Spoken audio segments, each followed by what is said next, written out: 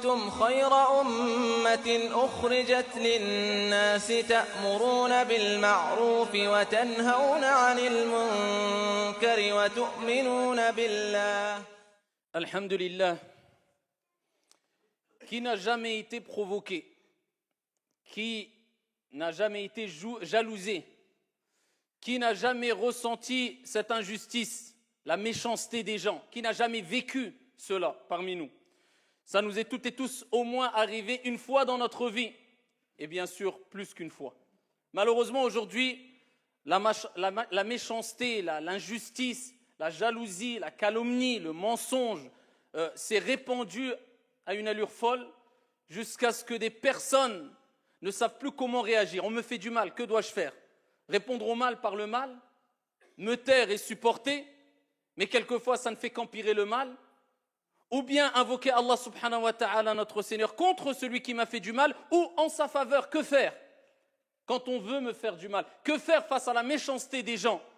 Eh bien, à ce moment-là, il est important pour le croyant, pour le musulman, de revenir vers notre référence, Ar-Rahmatul Muhda, celui qui a su comment réagir de la manière qu'il faut, au moment qu'il faut, alors que des gens ont agi avec méchanceté, avec injustice, ont voulu le tuer, l'ont dénigré, l'ont touché dans sa notoriété, dans son intégrité, dans son honneur, l'ont accusé injustement, l'ont calomnié, l'ont jalousé. Comment a-t-il réagi? لَقَدْ كَانَ لَكُمْ فِي رَسُولِ اللَّهِ أُسْوَةٌ حَسَنَةٌ. Notre Seigneur nous dit, vous avez certes dans le messager de Dieu un excellent exemple. Eh bien, revenons vers ce qu'a dit aussi notre Seigneur, tabaraka wa ta'ala, afin de nous informer comment on doit réagir face à ces injustices, face à ces méchancetés.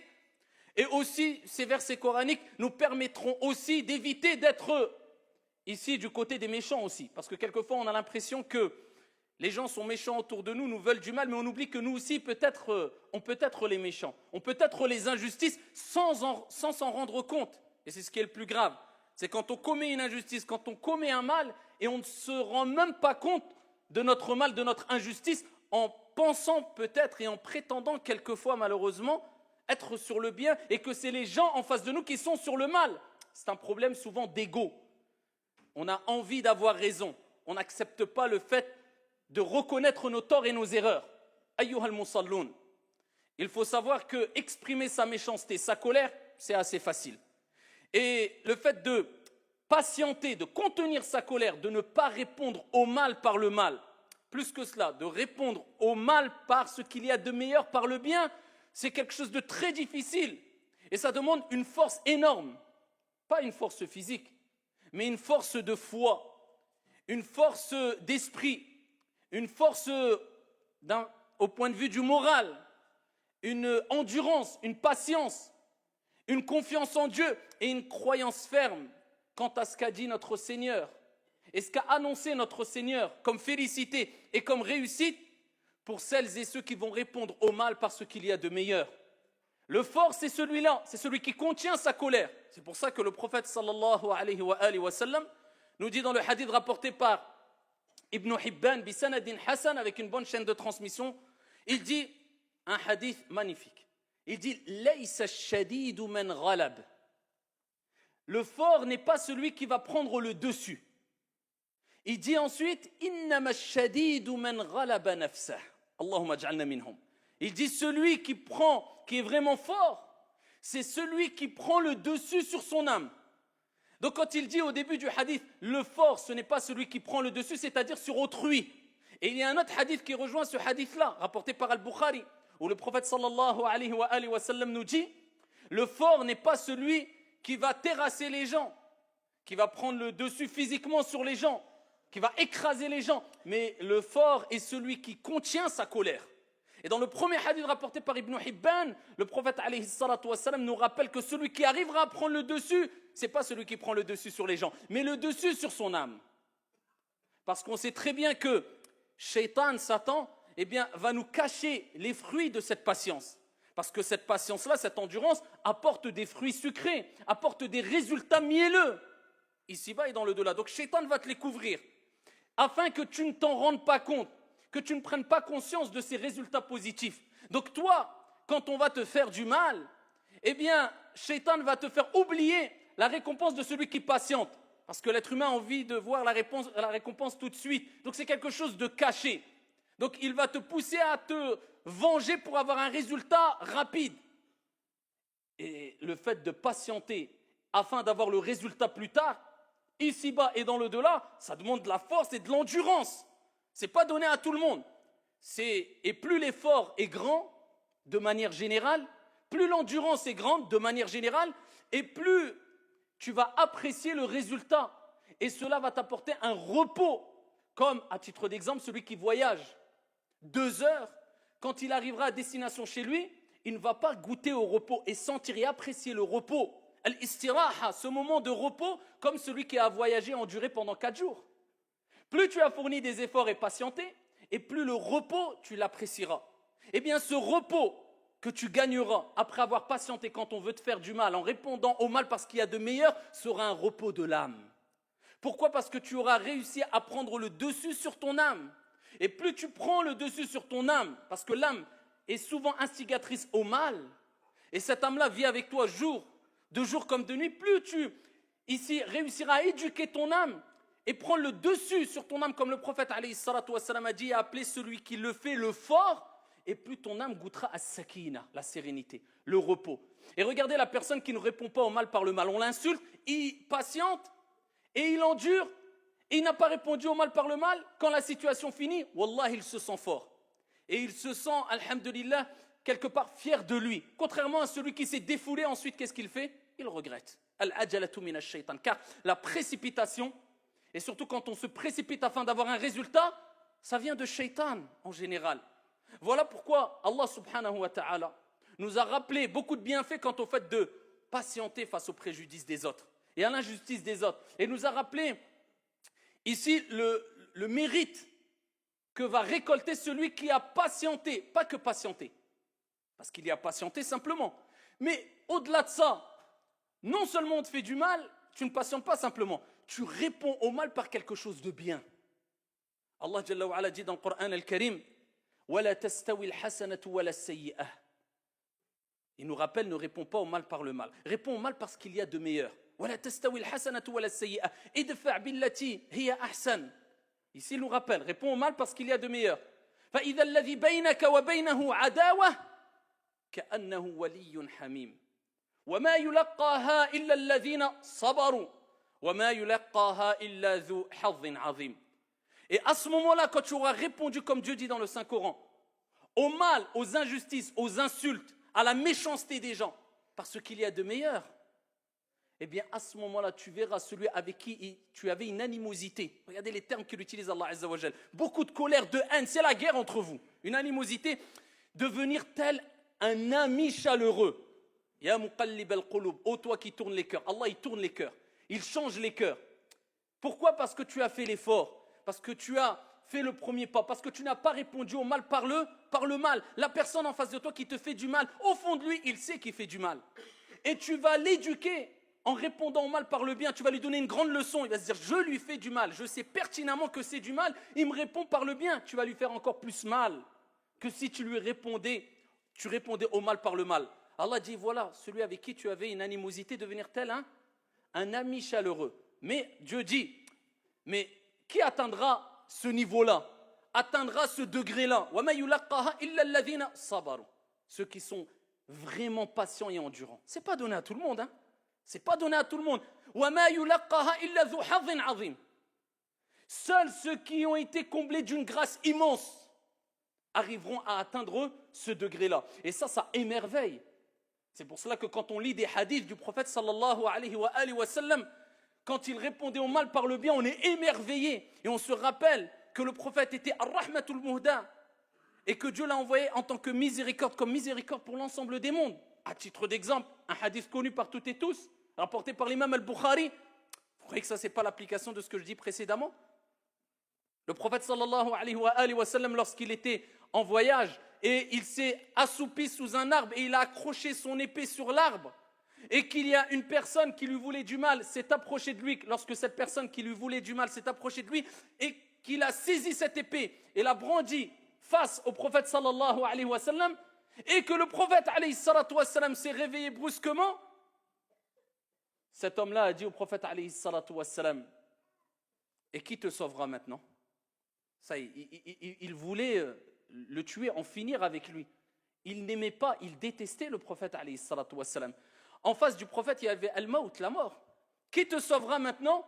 Le prophète alayhi salatu wassalam, c'est un prophète qui reçoit des miracles, c'est un envoyé qui a un degré de certitude qu'aucun d'entre nous, même réunis, ne pourrait avoir. Il dit Allah, mon Seigneur, Dieu. L'épée est tombée, le prophète a saisi l'épée et l'a pointée vers lui et lui a dit, et qui te sauvera maintenant? Il dit, ô messager, ô Mohammed. Il n'était pas croyant, il ne croyait pas en Dieu et au prophète Mohammed alayhi salatu wassalam. Il dit, ô Mohammed, sois meilleur preneur. Le prophète alayhi salatu wassalam discute avec lui, lui dit une condition. Est-ce que tu attestes qu'il n'y a de Dieu qu'un Dieu unique et que je suis l'envoyé de Dieu? Il dit non. Il dit non. Est-ce que le prophète a dit donc je te tue? Non. L'autre, il a été honnête. En face de lui, il a été honnête. Il a dit non, je n'atteste pas qu'il n'y a qu'un Dieu unique et que tu es le messager de Dieu. Il dit par contre, je m'engage à ne jamais te combattre et à ici accompagner une armée qui te combattra. Je m'engage à cela. Le prophète, il lui a dit pars en paix. C'est bon, tu peux partir. Il est parti alors qu'il voulait tuer le prophète Mohammed alayhi salatu wassalam, avec cette leçon qui est cet homme a répondu au mal, à la mort, par le bien en me laissant libre vers son peuple, et il dit Ji'tukum min indi khayrin nas, Mohammed ibn Abdillah alayhi salatu wassalam. Il va voir les gens de son peuple et dit je viens de chez la meilleure des personnes, le meilleur des gens alayhi salatu wassalam. Dans un autre hadith rapporté par l'imam Ahmad, bisanadin Hassan, Abu Bakr as-Siddiq radiyallahu anhu wa arda. Et là, regardez les fruits de celui qui répond au mal par le bien. Ce n'est pas donné à tout le monde, mais les fruits sont mielleux, les fruits sont sucrés. Et tu les récolteras, incha'Allah, et tu goûteras au repos et à l'apaisement de l'âme. Ce n'est pas donné à tout le monde. Mais en prenant conscience de ces hadiths-là, de ces versets, de ces paroles divines et prophétiques, cela va te motiver, te pousser à le faire. Abu Bakr était en présence du prophète alayhi salatu wassalam. Et en face d'Abu Bakr, il y avait des gens qui insultaient Abu Bakr as-Siddiq radiyallahu anhu warda. Ils l'insultaient. Le prophète ne cessait de sourire. Plus les gens l'insultaient et plus Abu Bakr patientait et plus le prophète ne cessait de sourire et continuait à sourire et à montrer sa joie. Abu Bakr n'a pas supporté à un moment et a répondu à certaines insultes. Le prophète alayhi salatu wassalam s'est mis en colère, s'est levé et est parti. Abu Bakr est parti vers le prophète. Il dit Ya Rasulallah, tu étais auprès de moi, tu souriais. Quand je me suis défendu à un moment, j'étais à bout, je me suis défendu, tu t'es levé et tu es parti. Il dit car quand tu ne répondais pas, lorsque tu patientais, lorsque tu endurais face à ces insultes, il y avait un ange qui était présent et qui ne cessait de leur répondre et cela me réjouissait. Et lorsque tu leur as répondu, Shaitan, Satan a pris place et il ne me convient pas d'être présent, assis avec le diable. Et il dit, Ya Abu Bakr, il lui donne une recommandation en or. Il dit, Ya Abu Bakr, il n'y a aucune personne qui ne patiente face à une injustice sans que Dieu lui-même, subhanahu wa ta'ala, ne venge cette personne de cette injustice. Ne t'inquiète pas, on te fait une injustice, tu patientes, tu endures, Dieu te vengera de cette injustice. Entre toi et cette injuste, et cette personne mauvaise, et cette personne méchante, eh bien, il y aura Dieu qui va s'interposer. Ça, c'est les recommandations du prophète, alayhi salatu wassalam. Et pour continuer à nous pousser à répondre au mal parce qu'il y a de meilleurs, continuez à méditer quant à la vie du prophète, alayhi salatu wassalam, et à ce que nous a donné comme héritage le prophète, alayhi salatu wassalam. Ces paroles, le prophète, sallallahu alayhi wa sallam, fi sahih, nous dit المؤمن الذي يخالط الناس ويصبر على أذاهم خير من المؤمن الذي لا يخالط الناس ولا يصبر على أذاهم. Le prophète le dit clairement, le croyant qui se mélange aux gens, regardez encore le côté sociable, la sociabilité avec laquelle doit vivre le croyant qui se mélange aux gens, الناس, est patiente quant à leurs préjudices, est patiente. Parce qu'il y a des gens, quelquefois, qui disent « Moi, je préfère m'isoler, je ne vois personne, les gens sont méchants, comme si lui était parfait. » Al-kamalu lillah. Peut-être c'est toi qui es mauvais, peut-être c'est toi qui manques de sociabilité, peut-être que... Et de toute manière, tu ne feras pas partie des meilleures personnes. Soit, quelquefois, il est meilleur de s'isoler. Et le prophète le faisait quelquefois. Mais ce n'est pas de s'isoler à tel point où on se coupe complètement de toute société et on s'éloigne de toute personne prétendant qu'eux sont mauvais, nous on est bons. Le prophète dit « Les croyants qui se mélangent aux gens et qui patientent quant à leur préjudice, ou face à leurs préjudices et leurs méfaits est meilleur que le croyant qui ne se mélange pas aux gens et qui ne patiente pas face aux préjudices des autres. Et Allah tabaraka wa ta'ala, notre Seigneur, il nous rappelle que ceux qui patientent, ceux qui endurent, quand ils sont particulièrement en colère et qui refoulent leur colère, eh bien, ont atteint le degré le plus haut en islam. Al-ihsan. Car il y a al-islam, al-iman, al-ihsan. La bienfaisance, tu t'approches de la perfection, c'est le degré le plus haut. Eh bien, Allah Jalla wa Ala dit dans le Coran, وَالْكَاظِمِينَ الْغَيْظِ وَالْعَافِينَ عَنِ النَّاسِ وَاللَّهُ يُحِبُّ الْمُحْسِنِينَ اللهم اجعلنا منهم. Il dit, et ceux qui refoulent leur colère, leur rage, tu es en colère, il contient sa colère, il la refoule. وَالْكَاظِمِينَ الْغَيْظِ وَالْعَافِينَ عَنِ النَّاسِ. Et ceux qui pardonnent aux gens, sont connus pour être pardonneurs et pardonnent aux gens. Wallahu yuhibbul muhsinin. Et Allah aime bien al-muhsinin, ceux qui ont atteint ce degré le plus haut en islam, ceux qui ont écrasé leur âme instigatrice au mal, qui ont pris le dessus, comme le prophète a dit, le fort est celui man ghalaba nafsa, qui a pris le dessus sur son âme, qui pardonne aux gens. Dieu aime les bienfaisants. Il les a appelés les bienfaisants, ceux qui pardonnent à autrui. Et parmi les choses à retenir aussi pour éviter de répondre au mal par le bien, pour éviter de répondre au mal par le mal, eh bien, il est important d'éviter de rentrer dans des sujets, dans des domaines, dans des polémiques qui te pousseront à être en colère et peut-être tu vas ne pas réussir à contenir ta colère et rater l'épreuve. C'est pour cela qu'une recommandation que nous a donnée le prophète alayhi salatu wassalam, qui doit être prise en considération de jour comme de nuit par toutes et tous, c'est le hadith rapporté par Abu Daoud, bisanadin sahih, où le prophète sallallahu alayhi wa sallam nous dit, et c'est comme s'il il nous rappelait, mieux vaut prévenir que guérir. Parce que quand on est dans le feu de l'action, c'est autre chose. Mais avant d'arriver là, tu peux éviter cela. Les conflits, les querelles, les disputes, il dit celui qui délaisse la polémique. Celui qui délaisse la polémique, toute forme de polémique stérile. Quelqu'un te dit c'est blanc, toi tu as le droit d'argumenter en disant non, c'est noir parce que. Il continue, non c'est blanc, arrête-toi, khlas. Mon but c'est de dire voilà ce que je pense et tu as le droit et tu dois le dire, avoir cet esprit critique et avoir ton avis. Mais quand lui il persiste, pourquoi tu continues 6 heures alors que l'histoire peut s'arrêter en 4 secondes, 5 secondes?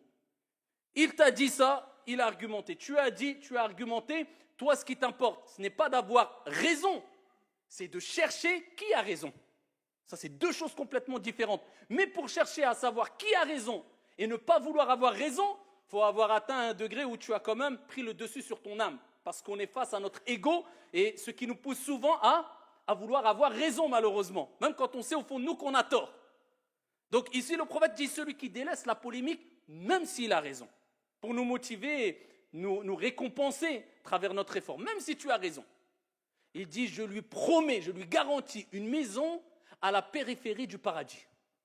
Même si tu as raison, tu délaisses pour satisfaire ton Seigneur tabaraka wa ta'ala. Et il dit, dans le même hadith, continuons le hadith, il dit, et celui qui délaisse le mensonge, même pour rire, je lui promets une demeure au milieu du paradis. Et celui qui améliore son comportement, regardez, c'est encore plus important que ce que j'ai cité précédemment, celui qui améliore son comportement, il fait une autocritique, j'ai ça comme défaut, j'ai ceci, cela. J'améliore mon comportement, je lui promets, garantis une maison au plus haut du paradis. Al-Firdaus, le degré le plus haut du paradis. Voilà pourquoi il est important de retenir, ayyuhal akhyar, qu'il est bon de pardonner à autrui. Il est bon d'agir avec pardon. Il est bon de répondre au mal par le bien. Et pardonner, ça ne veut pas dire pardonner à tout le monde. Toi, tu pardonnes et c'est ton comportement de base, mais tu pardonnes sous condition. Exemple, imaginez-vous un État qui dit « Nous pardonnons à tout voleur, nous pardonnons à tout vendeur de drogue, nous pardonnons à toute personne qui fait des choses graves. » Eh bien, les gens, qu'est-ce qu'ils vont continuer à faire? On n'a pas de problème, on nous pardonne, on continue. Tu penses avoir fait le bien, mais toi, tu as cautionné le mal. Tu pardonnes si et seulement si tu sais que la personne a reconnu son erreur. Ou le fait de pardonner à la personne ne va pas permettre à la personne ou motiver la personne à continuer son mal. À ce moment-là, pardonne. Si tu sais que ça ne va pas provoquer des conséquences néfastes, pardonne. Et ça, c'est le comportement que doit avoir le croyant. Alors, on peut citer des degrés. Rapidement, il y a 4 degrés que les savants ont exposés. Le premier degré, c'est répondre au mal par le mal. Ça, met-le de côté. Le deuxième degré, c'est quand on te fait du mal, tu ne réponds pas au mal par le mal, mais tu demandes réparation. Alors là, on t'a volé, tu dis, je veux récupérer ce que j'ai volé. On t'a porté préjudice, tu vas te plaindre pour réclamer justice en face de la justice, etc. C'est le deuxième degré, c'est ton droit. Troisième degré, tu pardonnes et tu ne demandes même pas réparation. Ça, c'est le troisième degré, ce n'est pas donné à tout le monde. Tu sais que la personne a reconnu, tu lui dis, écoute, je te pardonne et réparation, j'en veux même pas de la réparation, c'est bon, je te pardonne. Ça, c'est un degré au-dessus. Et le dernier degré, le degré le plus haut, c'est non seulement tu pardonnes, tu ne demandes pas réparation, mais tu invoques en sa faveur. Que Dieu le guide, que Dieu lui accorde, pour que Dieu lui permette de ne pas retomber dans le mal dans lequel il était. Ça, c'est le degré le plus haut. Et quand on dit de pardonner, c'est tout simplement pour recevoir le pardon de Dieu. Car le prophète alayhi salatu wassalam nous dit « Man la yaghfir, la yughfar lahu » Celui qui ne pardonne pas, on ne lui pardonnera pas. Et notre Seigneur dit dans le Saint-Coran « Wal ya'fu wal yasfahu » qu'ils pardonnent et qu'ils excusent. N'aimez-vous pas que votre Seigneur vous pardonne? Et on sait toutes et tous que sans la miséricorde divine, nous sommes perdus et que la miséricorde de Dieu dépasse sa colère. Et nous espérons tous le pardon de Dieu. Et c'est pour cela que nous revenons vers Dieu et nous nous repentons vers notre Seigneur Tabaraka wa Ta'ala. Donc comme tu aimerais que Dieu te pardonne, pardonne aux gens. Si tu veux que Dieu t'excuse, excuse aux gens, agis de la même manière que tu aimerais qu'on agisse envers toi. Et pour terminer, une évidence qu'il est important de rappeler, bien que c'est connu par toutes et tous de manière générale, mais c'est une évidence qu'il est important de rappeler quand on parle de pardon, de repentir, de la miséricorde de Dieu qui dépasse la colère de Dieu. Dieu ne pardonne pas tous les péchés. Dieu pardonne tous les péchés si on remplit les conditions pour que Dieu nous pardonne tous les péchés. Et si on provoque ce pardon et cette miséricorde divine, si on réunit tous les textes, Dieu ne nous a pas dit « faites ce que vous voulez, je vous pardonne ». Mais il nous invite au repentir et à demander pardon à Dieu. Et quand on lit les textes qui nous disent « si tu fais ta prière et d'une prière à une prière, tes péchés seront pardonnés », d'un vendredi à un vendredi, les péchés sont pardonnés, d'un ramadan à un ramadan, les péchés sont pardonnés, si tu fais telle évocation, tes péchés sont pardonnés, ça c'est les petits péchés. Ces petits péchés ne demandent pas un repentir, mais demandent la demande de pardon. Et revenir vers Dieu avec des actions, des œuvres salutaires. Et les petits péchés, on en fait toutes et tous des dizaines, centaines, milliers. Tout être humain, nous sommes faibles.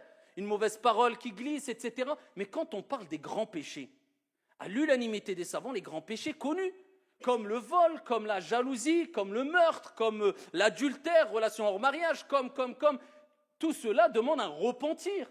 Et le repentir a des conditions, sinon ça serait trop facile. La personne dirait je fais ce que je veux, je fais des grands péchés, je vends de la drogue, je vole, je tue. Pas grave, je fais ma prière, Dieu me pardonnera. Et ça n'a rien à voir avec la bonne compréhension de l'islam, bien sûr, et cela est connu par toutes et tous. Un grand péché demande un repentir, et les conditions du repentir, c'est quoi? Al-ikhlas, la sincérité, première condition. Je ne le fais pas pour que les gens disent « Wa, masha'Allah, al-akh, urti, akhi ». Tu es musulman maintenant, parce que c'est quelquefois un effet de mode aujourd'hui. Comportement ne suit pas du tout l'apparence, illa man rahimallah. Sincère pour Dieu, pas pour un effet de mode. Deuxième des choses, je regrette ce que j'ai fait.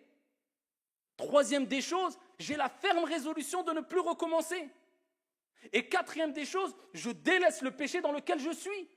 Les grands péchés demandent un repentir avec ces conditions-là. Si tu as réuni ces conditions-là, à ce moment-là, on espère que Dieu, le miséricordieux par excellence, te pardonnera car sa miséricorde dépasse sa colère.